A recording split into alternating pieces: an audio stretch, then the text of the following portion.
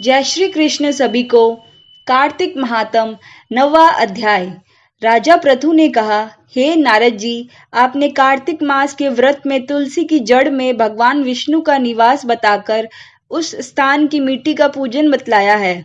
अब मैं भी श्री तुलसी जी के महात्म्य को सुनना चाहता हूँ। तुलसी कहाँ और कैसे उत्पन्न हुई, यह बताने की कृपा करें। नारद जी ने कहा, हे राजन, एक समय जब गुरुदेव बृहस्पति और देवराज इंद्र कैलाश पर्वत पर शंकर जी का दर्शन करने के लिए गए तो शंकर जी ने उनकी परीक्षा ली। उन जटाधारी दिगंबर ने उनका मार्ग में ही अनुरोध कर डाला।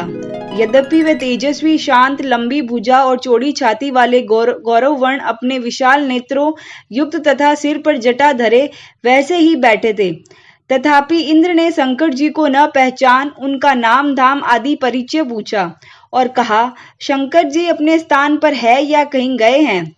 उस पर तपस्वी ने कुछ नहीं कहा, परंतु त्रिलोकी के ऐश्वर्य से वृत्त होकर इंद्र कब चुप रहते।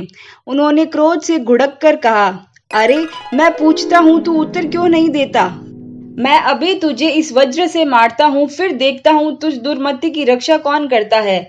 फिर ज्यों ही दिगंबर को मारने के लिए हाथ में वज्र लिया, त्यों ही भगवान शंकर ने वज्र सहित उसका हाथ स्तंभित कर दिया और विकराल नेत्र पर ज्यों ही उसे देखा तो ऐसा विदित हुआ मानो वह दिगंबर प्रज्वलित हो उठा हो और तेज से जला देगा।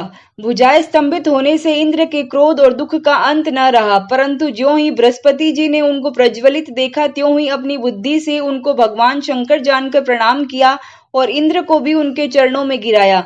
फिर बृहस्पति जी बोले, हे दीनानाथ, अपना क्रोध रोककर इंद्र का अपराध क्षमा कीजिए।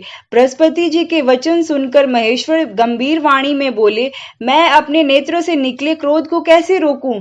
तब बृहस्पति जी बोले, हे भगवान, भक्तों पर तो दया करनी ही चाहिए, अतः अपना भक्त वत्सल नाम सार्थक कीजिए और इस तेज को शांत कर इंद्र का उद्धार कीजिए।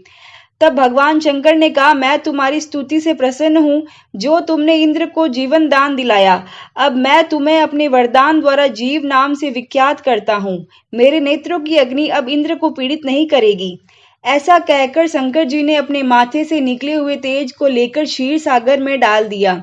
फिर लीलाधारी भगवान अंतर्ध्यान हो गए। इंद्र और बृहस्पति दोनों भय से मुक्त होकर परम सुखी हुए।